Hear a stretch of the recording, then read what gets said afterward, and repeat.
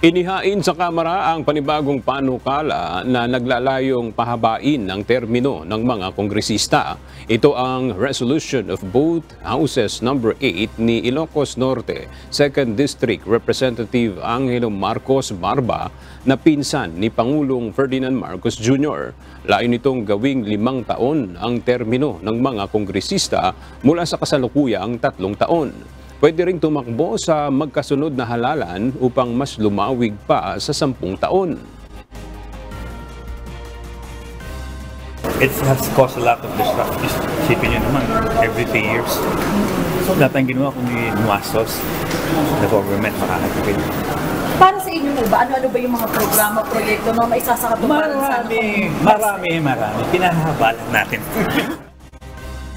Naniniwala naman si Cagayan de Oro Representative Rufus Rodriguez, chairperson ng House Committee on Constitutional Amendments, hindi papaboran ng liderato ng Kamara ang panukala.